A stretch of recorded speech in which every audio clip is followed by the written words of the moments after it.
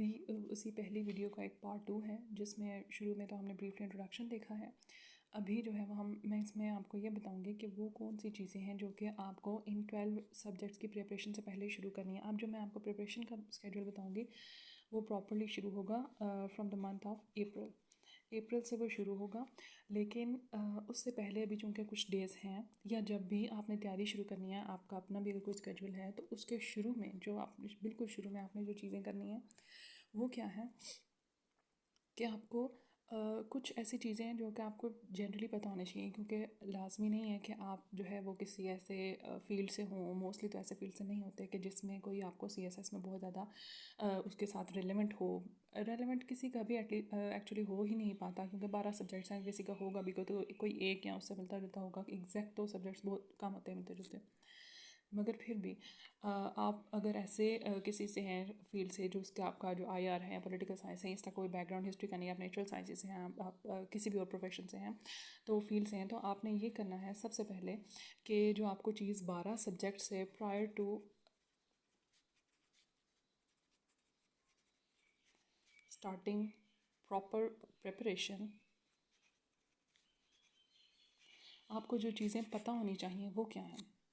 सबसे पहले आपका इरिस्पेक्टिव ऑफ द फैक्ट कि आपने आया रखना है, आपने पोल साइंस रखनी है, आपने कौन से ऑप्शंस रखने हैं, इन चीज़ों से कोई फ़र्क नहीं पड़ता। आपको जो चीज़ें पढ़नी है वो क्या है कि आपने जो 20th सेंचुरी है, इसको एक दफ़ा आपने ज़रूर, एक दफ़ा नहीं बल्कि 2-3 दफ़ा आपने इसको क्या करना है कि इससे गो थ्रू करना है, through videos, through random reading.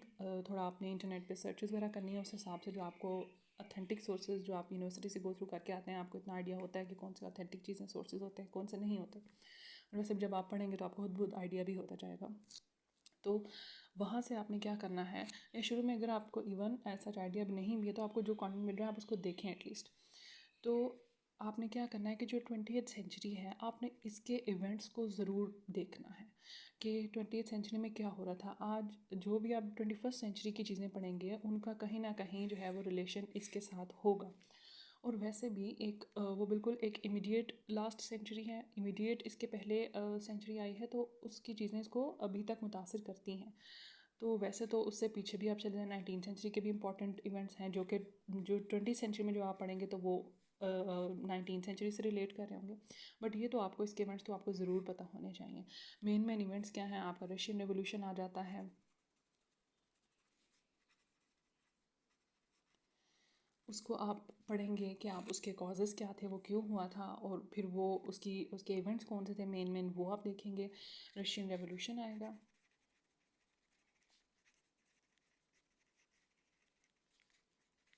उसके बाद आपने देखना है वर्ल्ड वॉर 1 क्या है, इसके पार्टिसिपेंट्स कौन थे, इसके कॉजेज़ क्या थे, इसका विनर लूज़र्स क्या थे, इसके एंड पे जो ट्रीटीज़ वगैरह हुए वो क्या थे, या क्या चीज़ें इसकी बनी, इसकी सारी जो है वो। उसके बाद आप वर्ल्ड वॉर 2 देखेंगे कि ये क्या है, इसके क्या कॉजेज़ बने, इसमें मेन कैरेक्टर्स कौन से थे। मेन कैरेक्टर्स का पता होना आपको बहुत ज़रूरी है।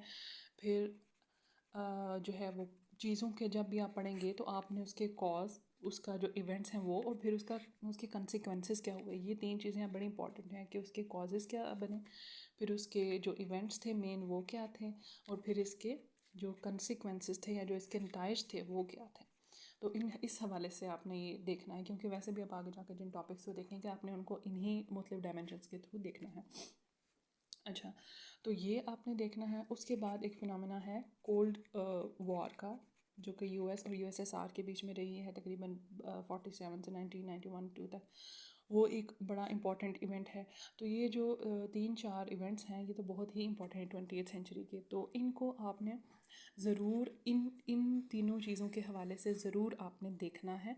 और इससे क्या होगा कि ये इस तरह का लाजमी नहीं को आपसे क्वेश्चन पूछें कि किसी भी सब्जेक्ट में कि वर्ल्ड वॉर 2 क्या है और ये कब शुरू, ऐसा कोई भी इतना चार्डिश क्वेश्चन नहीं होगा। लेकिन क्या होगा कि हमें ये चीज़ें नहीं पता होती, हमें तो बिल्कुल ब्रीफली, बल्कि कुछ लोगों को जो साइंसिस होंगे, नेचुरल साइंस वगैरह से, जिनका इनका कोई बैकग्राउंड नहीं है, वो तो बहुत इनके शायद नामों से अवेयर हो, इससे ज़्यादा हम नहीं जानते होते। बट इसमें क्या है कि आपने इन चीज़ों को जानना है। 20th सेंचुरी को आपने एक दफ़ा खंगालना है, इसको आपने एक दफ़ा अंडरस्टैंड करना है, इसके मेन इवेंट्स को। इसके अब फ़ायदे क्या होंगे, इसके फ़ायदे ये होंगे कि जब आप अपने सब्जेक्ट की प्रॉपर प्रिपरेशन की तरफ आएंगे तो आपकी एक नॉलेज बेस, छोटी सी एक नॉलेज बेस बन चुकी होगी। और पहली एक तो वो बन चुकी होगी, और दूसरी इंपॉर्टेंट बात कि आपका जो एक इंटरेस्ट है वो डेवलप हो चुका होगा।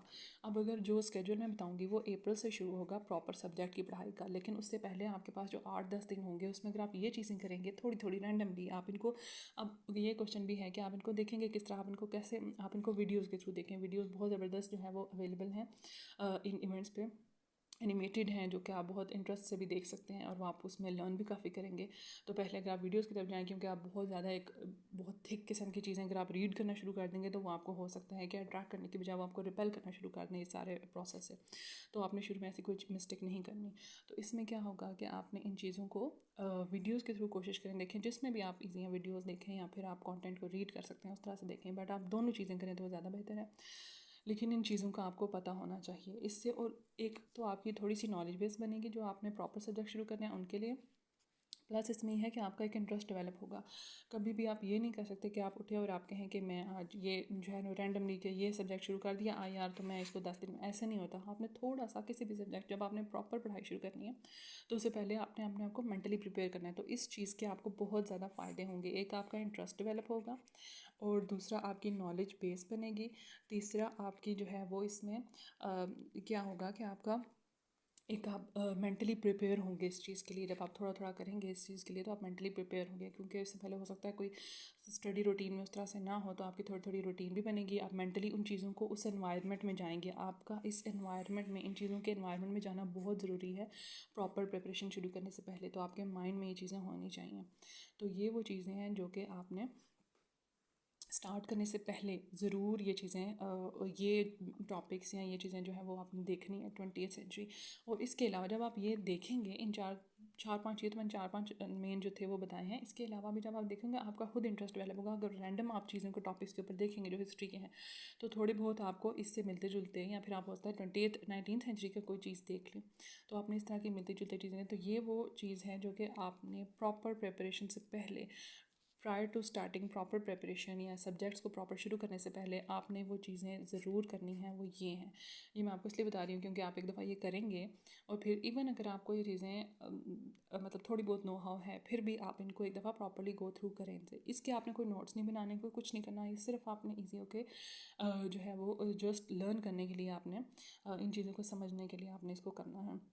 और इसके अलावा एक और बड़ी इंपॉर्टेंट बात जो आपको आनी चाहिए 12 सब्जेक्ट शुरू करने से पहले, किसी भी सब्जेक्ट शुरू करने से पहले, वो है ये चीज़ें, वो इसके रेलेवेंट ही है, मिलती जुलती, वो है आपको थोड़ा बहुत मैप्स का आइडिया होना चाहिए। आपको वर्ड मैप बनाना आना चाहिए। एक जो है वो थोड़ा आप कह सकते हैं रफली जो होता है वर्ड मैप, ज़ाहिर है आप एग्जैक्ट तो बना नहीं सकते कोई भी मैप, तो आप रफली एक जो वर्ड मैप है जिसमें आपकी लोकेशन हो, कंट्रीज़ की, कॉन्टिनेंट्स की लोकेशन हो, और फिर कॉन्टिनेंट में फिर आप उसमें जो मेन कंट्रीज़ हैं आप उनको लोकेट करें। ठीक है, पहले आप कॉन्टिनेंट की करेंगे, फिर आप उनमें जो कंट्रीज़ हैं वो करेंगे, और फिर जो है वो मेन कंट्रीज़ जो हैं उनके कैपिटल्स को आप लोकेट करेंगे। तो ये चीज़ें वो हैं जो आपको आनी चाहिए, वर्ड मैप, और प्लस आपको पाकिस्तान का मैप आना चाहिए। ये आपको चीज़ें जो है वो पाकिस्तान का मैप भी आना चाहिए। पाकिस्तान का मैप आपको किस तरह आना चाहिए, नेबरिंग कंट्रीज़ आपको पता होने चाहिए, फिर आपको इसके अंदर प्रोविंसेस का पता होना चाहिए, और प्रोविंस, हर प्रोविंस के कैपिटल का भी आपको पता होना चाहिए, और जो हमारा फेडरल कैपिटल है उसकी लोकेशन भी पता होनी चाहिए। इसके अलावा इसके अंदर आपकी कुछ डॉटेड लाइन्स होंगी, कुछ जो है ना वो दूसरी तरह की लाइन्स होंगी, तो आपने उनमें डिफ्रेंशिएट करना भी आपको आना चाहिए। तो ये वो कुछ बेसिक सी चीज़ें हैं जो कि आपको इसके स्टार्ट करने से पहले आनी चाहिए। जो पाकिस्तान के हवाले से है, इसमें भी आप बहुत सारी चीज़ें रैंडमली पढ़ें, देखें, वीडियो देखें, तो आपको इसमें भी मज़ीद आपका इंटरेस्ट खुद बहुत डेवलप होता जाएगा। मगर ये अभी तक जो चीज़ मैंने आपको बताई है ये ऐसी चीज़ है जो कि आपको जनरली स्टार्ट करने से पहले, ऑफिशियली एक कह सकते हैं आप फॉर्मली स्टार्ट करने से पहले आपने इन चीज़ों को ज़रूर अंडरस्टैंड करना है। क्योंकि आपको अगर मैप्स पता नहीं होंगे आपको ये इवेंट्स भी समझ नहीं आएंगे। अगर आपको इन थोड़ा का देखेंगे, इन थोड़ा बहुत इन इवेंट्स का देखेंगे तो मैप्स के बगैर जो है वो इनकम्प्लीट होगा। तो ये दोनों चीज़ें आपको इस तरह से होनी चाहिए। मैप्स को आप अपने पास खुद से ड्रॉ करके रखें, कलर्स करके उसमें ड्रॉ करके रखें, और जब आप साथ शुरू करेंगे स्टडी तो आपको वो बहुत ज़्यादा हेल्प आउट करेंगे। ये सारी चीज़ें जो मैंने आपको बताई हैं ये आपकी एक अच्छी छोटी नॉलेज बेस, लेकिन एक अच्छा एक आपको स्टार्टिंग आपको पुश ज़रूर बहुत अच्छा सा दे सकती हैं। नेक्स्ट जो है वो पार्ट 3 में हम इसमें देखेंगे कि हमने जो इसमें मंथ्स वगैरह डिवाइड करने हैं वो किस तरह से होंगे।